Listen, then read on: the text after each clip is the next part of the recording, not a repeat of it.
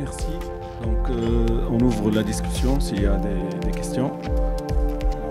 Personnellement, j'ai quelques réflexions. Donc, concernant déjà la résicabilité, oui ou non. Donc, je pense qu'il faut qu'on considère aussi la qualité de vie. Donc, en 2025, ça ne suffit pas que la tumeur est résécable ou pas. Donc, il faut opter pour le schéma thérapeutique qui donne la meilleure survie sans progression, mais aussi la meilleure qualité de vie. Donc, est-ce qu'il y a des questions?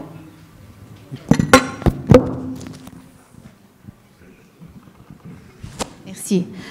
Merci aux trois orateurs. Ma question, c'est pour Dr Merghli par rapport aux tumeurs de l'APEX. Donc, tu as dit que actuellement, c'est vrai, il n'y a pas de recommandation claire, mais le standard, c'est indiquer une chimio-radiothérapie en préopératoire.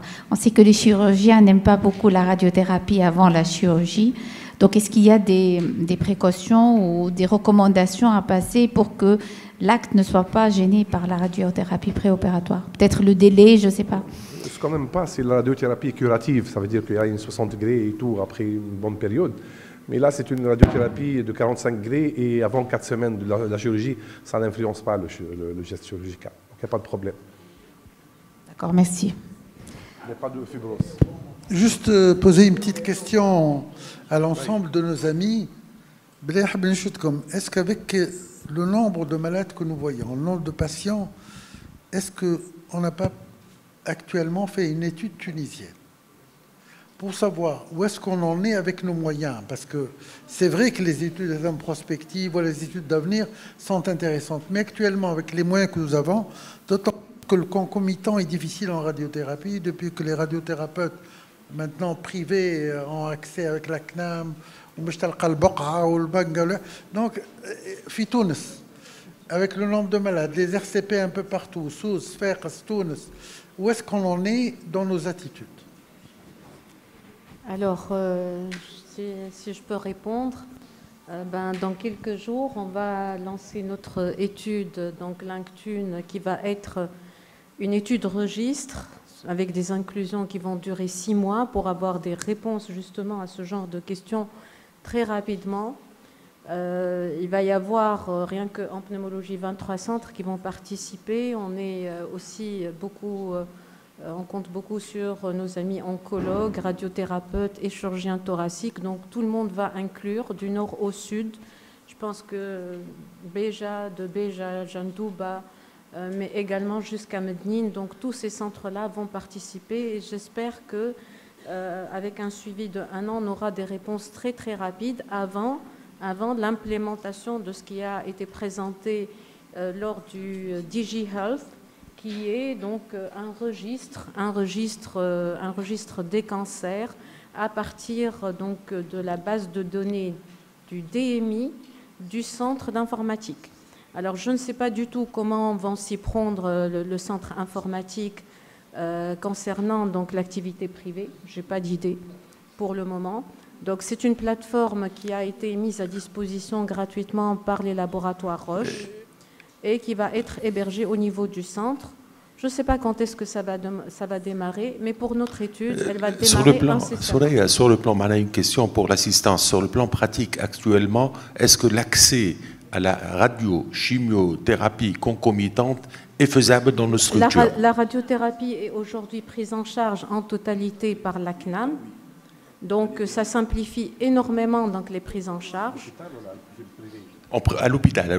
À l'hôpital et dans le privé. Donc les malades, depuis quelques mois maintenant, ont le choix d'avoir leur radiothérapie soit à l'hôpital, soit dans les centres privés. Et là, ça raccourcit énormément les délais d'attente. Et donc on a beaucoup plus de malades en concomitant. Je ne sais pas, normalement cette faisabilité va se faire juste pour 1 année de prise en charge pour la CNAM avant d'être réévaluée. Mais pour le moment, c'est prise en charge par la CNAM et beaucoup de malades donc, sont pris en charge dans les centres privés sans débourser plus d'argent. Majid après Fatma. Merci. Moi, c'est une question, Thoraya. Sur une des plaques, tu avais montré que la chimiothérapie adjuvante était délétère dans le stade 1A. Est-ce que c'est en rapport avec les effets secondaires ou quoi?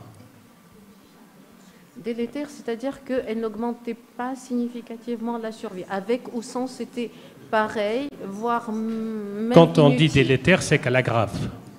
Donc c'était ça sur la plaque. Sans bénéfice, on va dire. On peut dire même délétère, parce que finalement, elle ne change pas la survie avec plus de toxicité. Moi, je pense même le terme délétère, il est bien...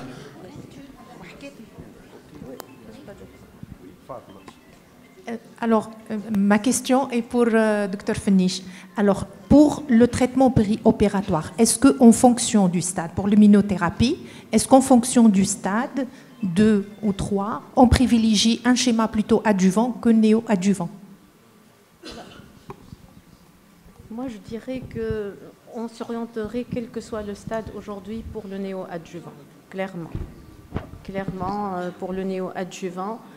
Faire de l'adjuvant après le néo-adjuvant, on a essayé de montrer l'intérêt, mais il faut bien comprendre qu'on part sur une année d'adjuvant. Donc, est-ce que c'est utile de le faire?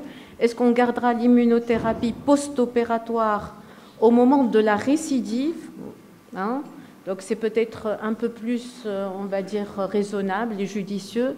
Donc on part plutôt sur une stratégie néo-adjuvante avec rien que 3 cycles. Hein? Il y a même qui font un cycle. On a l'impression qu'après une injection de chimio-immunothérapie, on a des données qui sont complètement changées. Et tu en as toi aussi l'expérience de ça. Et puis, donc c'est limité. Et peut-être qu'avec un dossier comme ça, de chimio-immuno, sur une période très courte, de 3 cycles, chez des malades de stade précoce, opérables, on peut avoir un aval de la CNAM. Donc on va batailler beaucoup plus pour ces stades précoces, pour avoir une chimio-immuno en néo-adjuvant, plutôt que encore de batailler sur des stades métastatiques. Moi, je pense que la bataille va être plus facile à gagner. Imen Gelgouri. Merci, Dr Fenish, merci à tous les orateurs. Juste ma question d'ordre pratique. Parfois, avec une cure d'immunothérapie, on peut avoir l'effet d'hyperprogression. Donc, est-ce que ça va limiter l'indication ou ça va être un frein parce qu'il faudra quand même patienter? Sur le plan pratique, en Tunisie, pour les patients qui sont éligibles à une immuno-néo-adjuvante, est-ce qu'on va attendre l'accord de la CNAM? Parce que je pense jusqu'à aujourd'hui, on n'a pas vraiment l'accord facile, donc il faudra le refus, le recours, et donc ça met par expérience au moins 2 mois. Est-ce qu'on va laisser le malade poursuivre les recommandations 2025?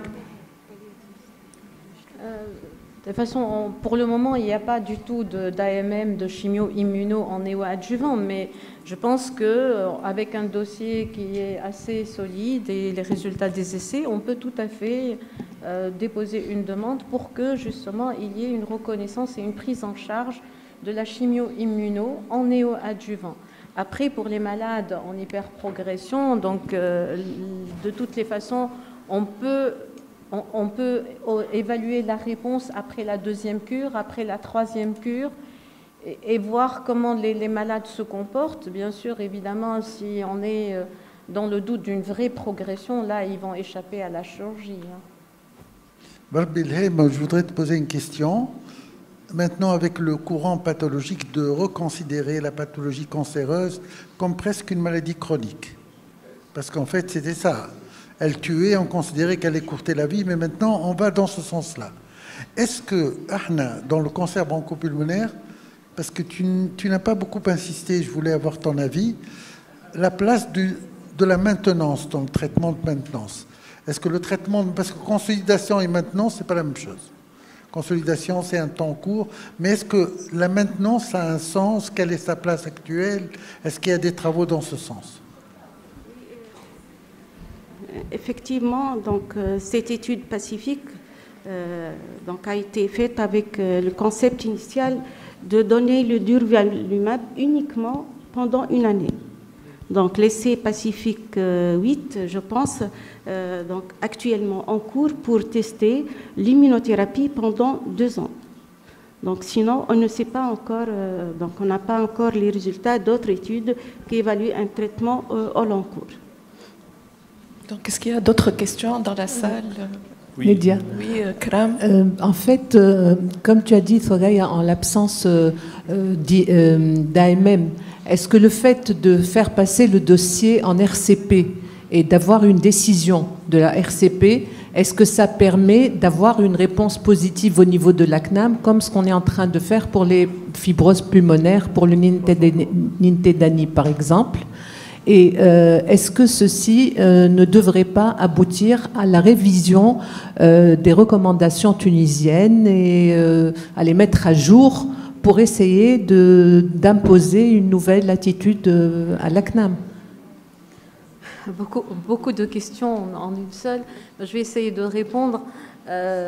D'abord, bon, je pense que nous, on n'a pas fait de demande de prise en charge de chimio-immuno-néo-adjuvante à la ROTAM.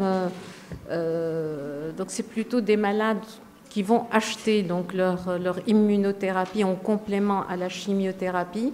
Mais je peux faire par extension à ce qui se passe pour les stades 4. Par exemple, il y a le Pimbro qui n'a pas l'AMM en Tunisie pour les stades 4. Et pourtant, c'est l'immunothérapie qui est la plus délivrée par la CNAM pour cancer du poumon. Ça paraît paradoxal, mais c'est comme ça. Donc, même s'il n'y a pas d'AMM, la CNAM donne quand même des traitements par immunothérapie. L'atezolizumab, qui a l'AMM, vient en second lieu. Nous, au niveau de la ROTAM, on essaye de garder donc des prescriptions à base d'atezolizumab pour coller aux AMM tunisiennes. Alors, l'autre question, c'était réviser les guides et les référentiels, bien évidemment, mais je pense que ça va être aussi avec la collaboration de nos amis oncologues donc, qui travaillent aussi sur ça. Donc, peut-être... Comme vous l'avez vu, donc ça change tout le temps. Rien qu'en 2025, on est au mois d'avril et la NCCN sort déjà sa version 3, parce qu'il y a tellement de modifications que... Voilà, donc travailler sur des référentiels, c'est lourd. Pour s'adapter aux recommandations tunisiennes, une fois que ça sort, c'est déjà modifié. C'est un peu, voilà, un peu problématique. D'autres questions ? Juste, j'ai une réflexion pour le contexte tunisien. Donc, nous, on a fait une étude prospective randomisée pour le PET scan. Et donc, on a trouvé des faux positifs, le double qui existe dans la littérature. Et là, on est très réticents, donc plus que les recommandations, pour aller toujours, si c'est la seule contre-indication à la chirurgie, que ce soit métastatique au niveau ganglionnaire ou à distance, parce qu'on a tellement de pathologies inflammatoires et infectieuses que, donc, ça, c'est un message qu'il ne faut pas trop se fier au PET scan, au contexte tunisien. Ça, c'est des résultats donc, qu'on va publier. C'est très différent du contexte européen. Donc, si vous avez un N2 potentiel au PET scan, et c'est la seule contre-indication pour la chirurgie, et madame, elle le sait, donc il faut la vérifier histologiquement. Il ne faut pas se fier aux résultats de PET scan. Pour le contexte tunisien, là, on a une réponse. Donc, on a le double de faux positifs par rapport à ce qui existe dans la littérature. Mais pour le PET scan, d'une manière générale, tant que c'est la contre-indication, elle tient à un seul site, il faut aller la vérification. C'est la règle générale. Je pense qu'on arrive au terme de la séance. Absolument. Donc, on va terminer, clore cette session sur le cancer bronchique non à petites cellules localement avancé.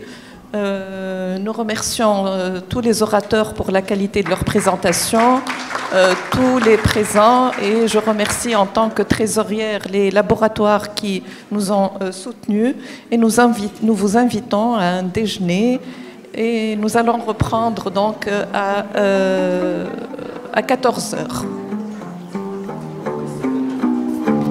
Le bon déjeuner se trouve dans le badge.